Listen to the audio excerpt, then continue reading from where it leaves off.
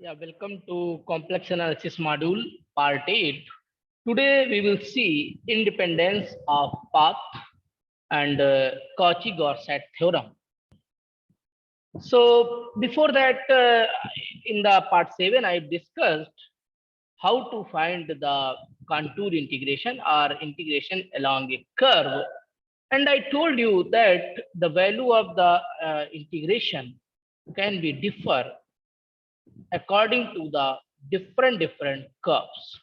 This value can be different. It will depend on the nature of the curve. If you are going to a point A to B by straight line or by parabola or by some other way, the value can be differ. The value can be differ. But in a one case, the curve has no meaning. We will be path independent. Path independent means the value of the integral will not depend on the nature of the curve. Then that condition is function must be analytic. So let fz be analytic in a simply connected domain D and C be any path joining 2 points Z1 and Z2. What is simply connected? I will discuss later. Any 2 points, suppose this is a coordinate, Z1 coordinate, and B point, that Z2 coordinate. Z1 means you can written x1 comma y1 and it can be written as x2 comma y2. So let fz be analytic in a simply connected domain D and C be any path joining 2 points Z1 and Z2 in the domain D. Suppose this is inside a domain D only. The path C lies entirely in domain D, okay? Then integral along curve C of z dz is independent of path and depends only on the end points Z1 and Z2. Means in that case, the value will be depend on the initial and final condition points, not on the curve. Suppose you have z square dz and the value of z1 is from 1 and z2 is 2, then no need to see the curve, nature of the curve. Suppose you are going along curve C, it can be a straight line, it can be a parabola, it can be any axis also, but z square is an analytic function. I told you z to the power n is an analytic function for n is a natural number. Then it's an analytic function, so it will be only equal to z cube by 3 and 1 to 2. So it will be 7 by 3. The value of this integral will be 7 by 3, and this value will be same along every curve which is joining the point of 1 comma 2. The curves can be straight line, circle, parabola, ellipse, any curve. So if we see in the previous example, in the example I've discussed in the lecture 7, the function was real z square. Real z square is actually x square minus y square, and if we compare with u plus iv, so u is equal to x square minus y square and v equal to 0. And for analyticity, what is your necessary conditions? Cauchy-Riemann are necessary conditions. So what is the Cauchy-Riemann? I told you del u by del x, that is actually 2x, del u by del y, that is actually minus 2y, del v by del x equal to 0, and del v by del y is also 0. So you can see that del u by del x is not equal to del v by del y, and del u by del y is not equal to minus del v by del x, except 0, 0. It is satisfied at 0, 0, but we want Cauchy-Riemann in this point and in neighborhood also. But if you take any neighborhood of 0, 0, suppose 0 0.1, 0 0.1, then these conditions will not be satisfied. So this function in the previous example, x square minus y square, that is real z square, is not analytic. That's why we are getting different answer. But if we take a function z square, then for every point joining 0, 0 to 2 comma 4, the answer will be same. You can try this question. You can try the previous example I have discussed in example 7 by replacing fz equal to z square along straight line, along parabola, along axis. You will see the answer is same. Let's see next some important definitions. Connected domains. First is simply connected and next is multi-connected. I told you what is simply connected. I will discuss that later. Now I'm going to discuss what is simply connected. A domain is said to be simply connected domain if E of Z is defined at each point of domain. This is the simplest definition, useful for BTech level only. I'm not going in detail of this analysis.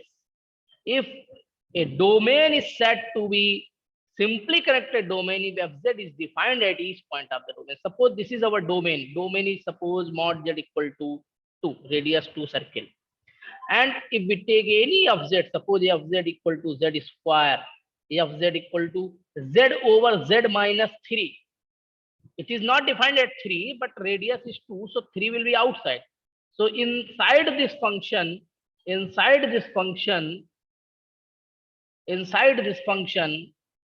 fz is analytic. Fz is analytic. 3 is outside. That's why this 3 is not creating problem here. So this function is analytic and domain is called simply connected domain. But if we take example f z equal to z over z minus 1, then at 1 lie inside the circle only. In that case, function this domain is not simply connected because at 1 fz is not defined. Then it will say that some another name. I will discuss that name also. Next is a multi-connected. Multi means this can be doubly connected, triply connected, 4-3 connected, and so on. Mostly we discuss with doubly or triply connected. What is the meaning of doubly and triply connected? Suppose f z equal to 1 upon z minus 4. It's a simply connected. I told you mod z equal to 2 because in mod z equal to 2, radius is 2 and it is not defined, and 4 is outside. So this function is not have any problem inside this domain. That's why this domain is simply connected. But if we take a 2 radius circle and suppose the same example, 1 upon z minus 1, function is not defined at 1.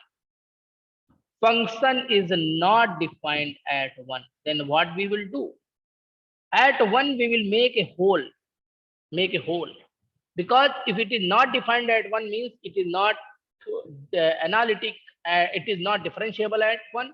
So it will not be analytic at 1. So we have to remove its neighborhood also. Take a small neighborhood. We know the neighborhood of any point in the complex plane is a small circle.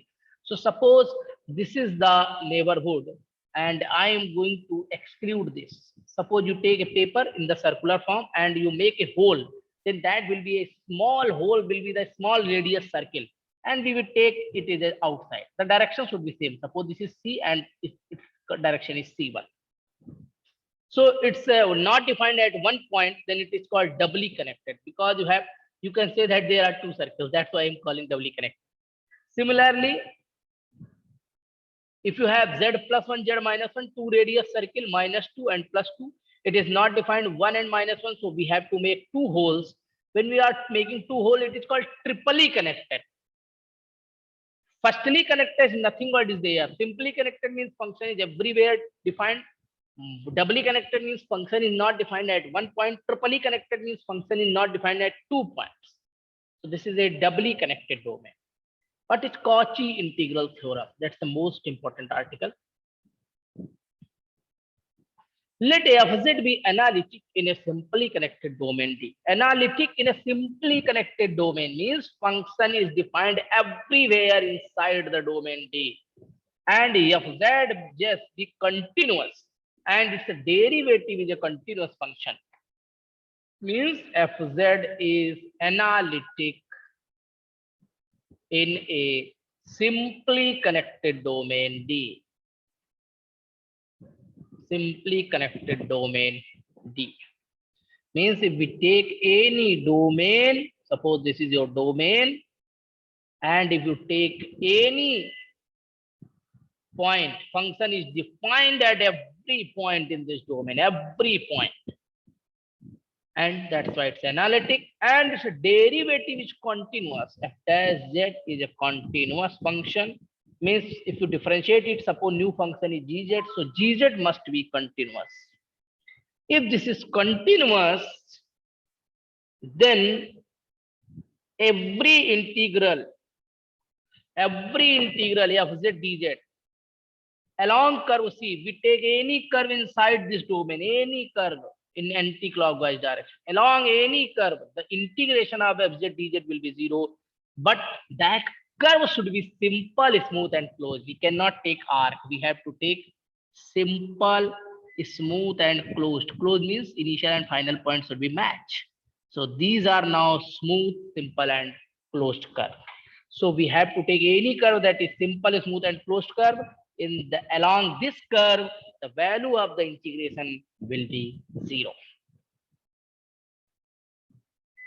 So for example, if you take any function 1 upon z minus 4 and you are taking along a curve mod z equal to 2, we know that mod z equal to 2 means this function is defined everywhere, because it is not defined at z equal to 4, but 4 lies outside. So it is defined everywhere. So along every curve, along this curve also, integration of this function will be 0. So no need to check, only you have to check function is defined or not. How to prove this? Proving of this is in your syllabus also, so I'm going to prove it. So let proof of Cauchy theorem, Cauchy theorem, Cauchy integral theorem.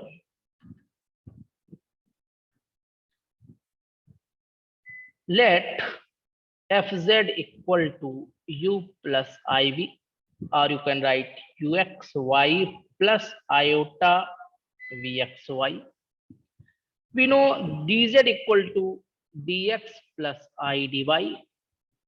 Then integration fz dz, fz dz can be written as, along every simple smooth closed curve, we can write also this, because this curve is closed. It can be written as u plus iv dx plus I dy. So it will be equal to u dx minus v di. I am taking real part separate and imaginary part separate. U dy plus v dx. Now, do you remember what is Green's theorem? Yes.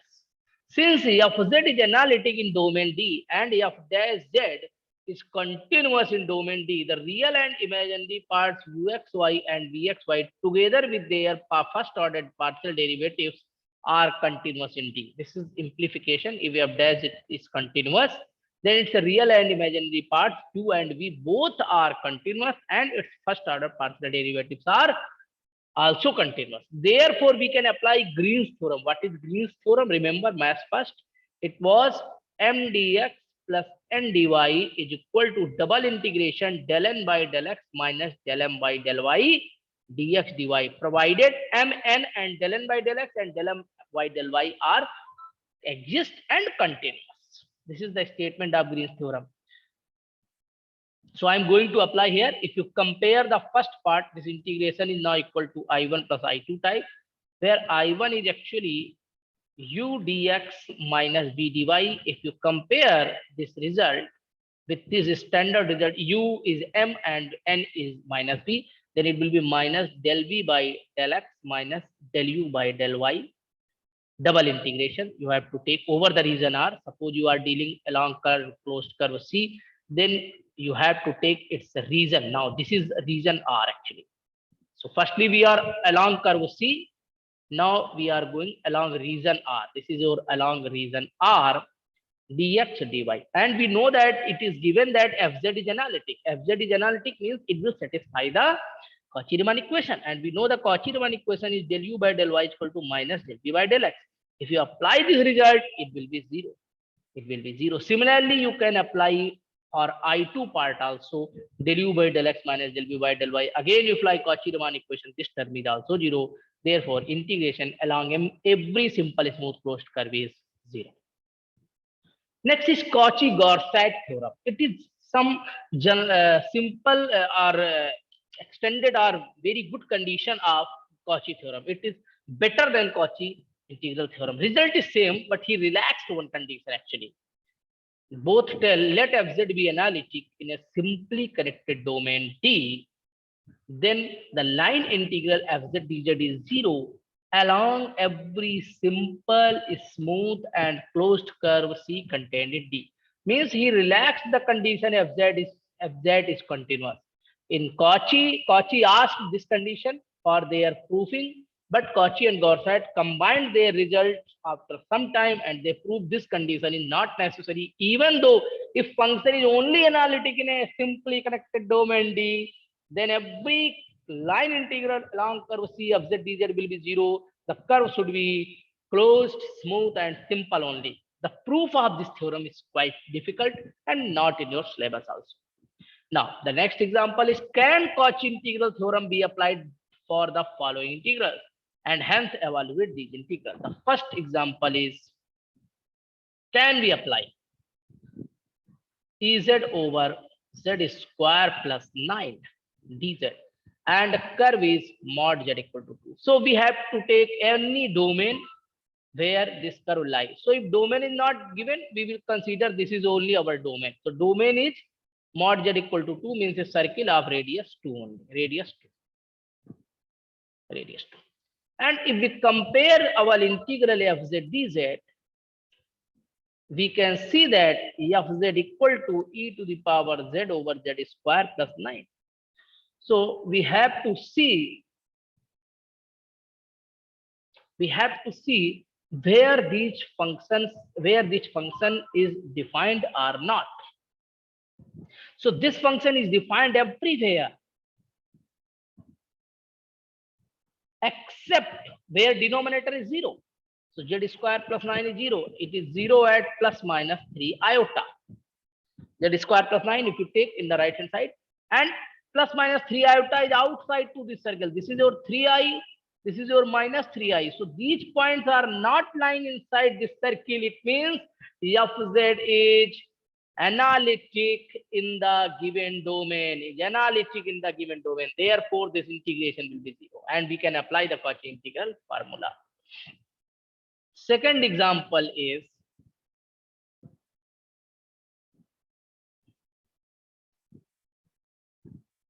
I am taking the second example is 1 upon z cube. I am taking third example from here. Second I will discuss later.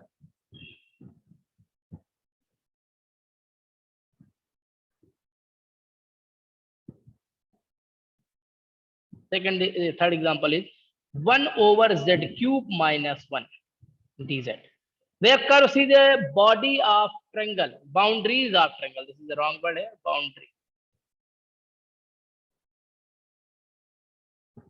with vertices. C is a triangle with vertices, not correct word is it. Vertices are 0.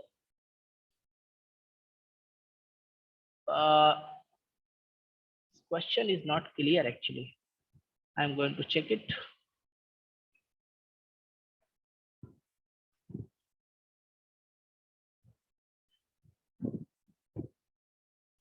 Okay, 0, 0, 1 by 4, comma 1 by 2. Coordinates are like this: 0, 0, 1 by 4, comma 1 by 2, and 1 by 4, comma minus 1 by 4, comma 1 by 2. These are the vertices of the triangle. If we draw this triangle, 0, 0 is this point, 1 by 4, comma 1 by 2 is this point, and minus 1 by 4, comma 1 by 2 is this point. So this is a triangle, and this is the closed domain. C is given to you. C, anti-clockwise direction. And fz is defined everywhere except where denominator is 0. Z cube minus 1 equal to 0. And if you simplify it, the cube root of unity, that is 1 omega square. 1 is here. So 1 is not lying inside the domain and 1 is not disturbing. Now we have to check for omega. Omega is minus 1 by 2 plus iota root 3 by 2. And omega square is minus 1 by 2 minus I root 3 by 2. So minus 1 by 2, x is minus 1 by 2 is here, and root 3 by 2 is here. So this point is also outside, and omega square minus 1 by 2, y is also negative. So third quadrant means all the three coordinates are not disturbing the given domain. Therefore, fz is analytic. So the integral along this curve will be also 0. Similarly, for D part, if you see what is D part, you can try sin z square. Z square is sin z square is analytic. Exponential function is also analytic, and this is not creating problem because denominator is 1. So this integral will also going to be 0. Only the last and the important part is, B part. I'm going to discuss. This is a very good question. Tan z dz, and the first part is mod z equal to 1. Mod z equal to 1. A circle with radius 1. with radius 1. Fz is defined. Fz is sin z by cos z. It is defined everywhere. Defined everywhere. Except where cos z is 0. Where cos z is 0. Except cos z is 0. So where cos z is 0, cos pi by 2. So z equal to 2 and pi plus minus pi by 2 if we take the general form. For n equal to 0, if we see simpler case, z equal to plus minus pi by 2. So it is approximately plus minus 1.57 because pi is 3.14. So 1.57 is outside, minus 1.57 is also outside. For simpler case, points are not lying inside this region. Therefore, fz is analytic and the value of this integral along the first curve will be 0. What about second curve? For the similar problem, I have taken the second curve. Question is same. Answer can be differ if the curve is different actually, because the integral depend on the nature of the curve. Mod z equal to 2. Here radius is 2. Now if you again take it is cos z equal to 0, then z equal to plus minus pi by 2. So it is approximately 1.57 and both are lying here. Both are lying here, minus pi by 2 and plus pi by 2. So this function is not analytic. Tan z is not analytic in C equal to mod z equal to 2. So we cannot apply Cauchy integral theorem. And what will be the integration? We cannot tell here. For that, we will have to study Cauchy integral formula that we will discuss in the next part. Okay, thank you. This is a very important lecture and I will suggest listen carefully. Okay, thank you.